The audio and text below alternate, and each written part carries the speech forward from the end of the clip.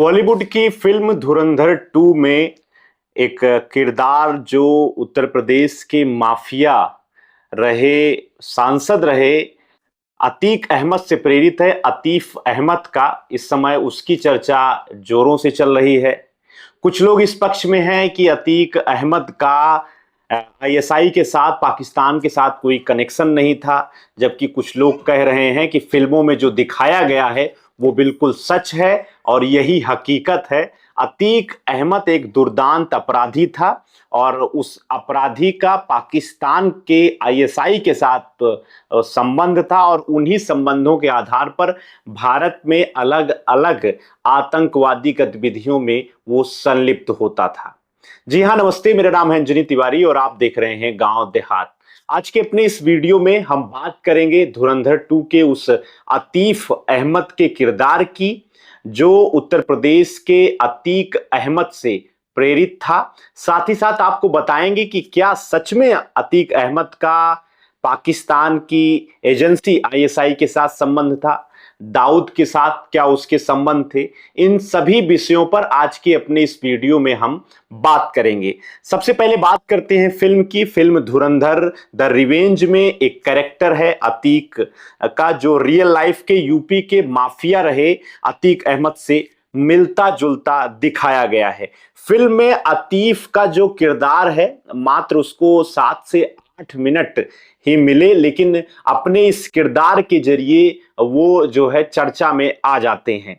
लेकिन उसका जो मर्डर है, बैकग्राउंड जो है वो बहुत इस समय चर्चा में है, क्योंकि जिस तरीके से अतीक अहमद को की हत्या की गई थी, सेम टू सेम फिल्म में भी उसी तरीके का दृश्य फिल्माया गया है।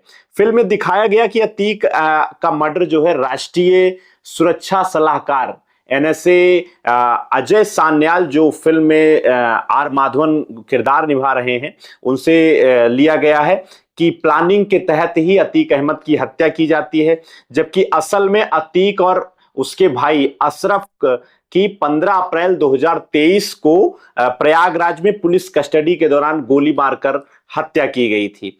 कई लोग मानते हैं कि सीएम योगी आदित्यनाथ के सख्त रवैये से यूपी में इस माफिया का जो है खात्मा हुआ था। फिल्म में अतीक को पाक का आईएसआई से जुड़ा हुआ दिखाया गया है। पाक की जो एजेंसी है पाकिस्तान की आईएसआई, उससे अतीक अहमद उससे जुड़ा है, इस चीज को दिखाया गया है। वह हथियार की सप्लाई करता है, नकली नोट छापता है और यूपी में सरकार किसकी बनेगी इस बात को भी अतीक अहमद निर्धारित करता था। इसी वजह से सपा के पूर्व सांसद एचटी हसन ने जो है इस फिल्म पर सवाल खड़े किया है उन्होंने। साथ ही साथ कांग्रेस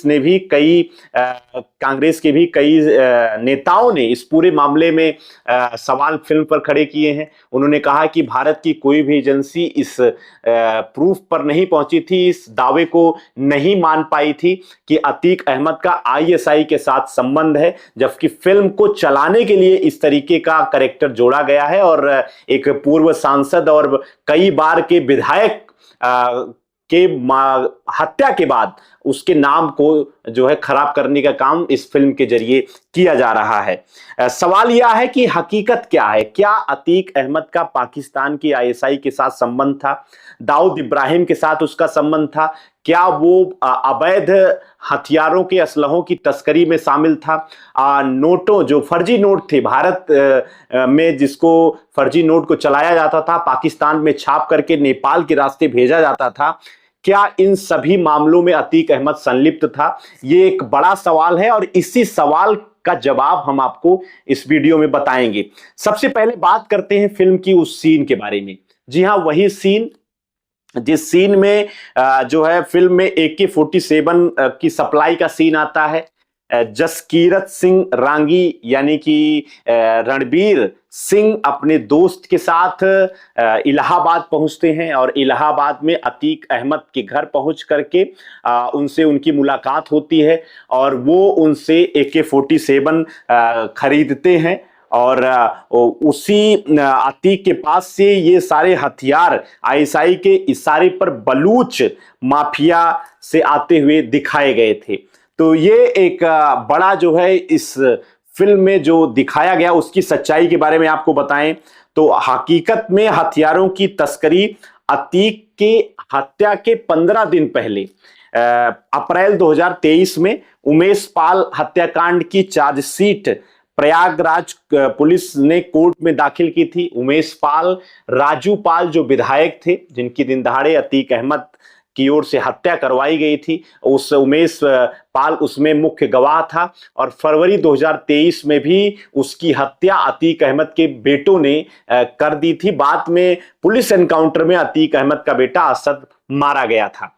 उसी पूरे मामले में चार्जशीट जो पुलिस ने दाखिल की थी कोर्ट में, उस चार्जशीट में अतीक अहमद ने स्वीकार किया था कि इसमें उसके भाई अतीक और अतीक के भाई अशरफ को जो है हथियार के तस्करी का आरोपी बनाया गया था। अतीक ने कहा था कि उसके पास हथियार की कोई कमी नहीं है। लश्कर तैयबा और आईएसआई से उसके डायरेक्ट कनेक्शन है, आईएसआई के एजेंटों से वो फोन पे डायरेक्ट बात करता है और इसी बातचीत के आधार पर उसने बताया कि पाकिस्तान से हथियार भारत में किस तरीके से भेजे जाते हैं। पाकिस्तान से भारत में हथियार जो है पाक सेना की ओर से ड्रोन के माध्यम से पंजाब के बॉर्डर पर गिराए जाते हैं, जहां पर वहां के लोकल सप्लायर एक्टिव होते हैं और वो सप्लायर अतीक गैंग से को वो सारे हथियार AK-47 वगैरह मुहैया कराते हैं।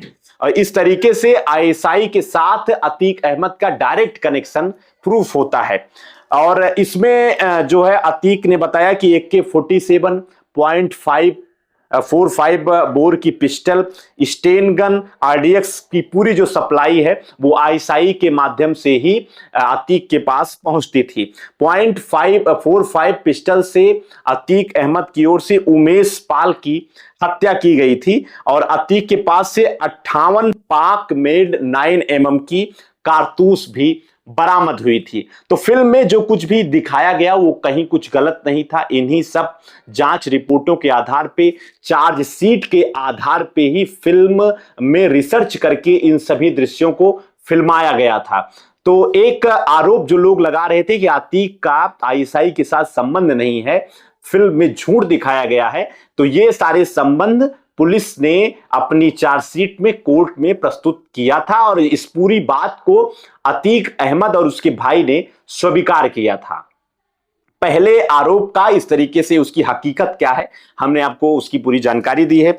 दूसरा जो एक आरोप लगाया जा रहा है, फिल्म में दिखाया गया है कि जेल से ही अतीक अहमद अपना पूरा नेटवर्क हत्या का, माफिया का, उगाही का और फर्जी जमीनों को अपने नाम कराने का जो पूरा उसका रैकेट था, उस रैकेट को अतीक अहमद जेल से ही अपने पूरे नेटवर्क को चलाता था। जैसा कि फिल्म में भी दिखाया गया है, जिसमें वो कहता है कि मेडिकल के लिए गाड़ी बात हो गई है, मेडिकल के लिए वो जाएगा। तो उस फिल्म को भी जस्टिफाई, फिल्म के उस सीन को भी जस्टिफाई किया जाता है। अतीक अहमद की ये जो पूरी कहानी है बिल्कुल सही है। 2007 में राजू पाल हत्या के बाद से ही वो जेल में था और नैनी जेल उसको ट्रांसफर किया गया, देवरिया जेल भेजा गया, बांदा में वो जेल में रहा, चित्रकूट में वो जेल में रहा। 2013 में लखनऊ के एक कारोबारी का वो अपहरण करके जिस जेल में वो बंद था वहीं उसको लाया जाता है। उसकी कंपनियों को अतीक अहमद अपने नाम करता है, उसकी उंगलियों को तोड़ता है, बुरी तरीके से उसको मारता है और उसके बाद जो है 2018 में उसको बरेली जेल शिफ्ट किया जाता है और 2019 में गुजरात के साबरमती जेल अतीक अहमद को भेज दिया जाता है। और तो ये पूरा रैकेट जो है अपने जेल से ही वो नेटवर्क को अतीक अहमद चलाता था, इस बात की पूरी पुष्टि है और जेल से ही उसका पूरा धंधा चल रहा था। जेल से कई बार उसने कई अधिकारियों को, नेताओं को उसने धमकियां भी दी थी और जिससे उसके जेल से पूरे नेटवर्क को चलाने की बात की सच्चाई प्रूफ होती है।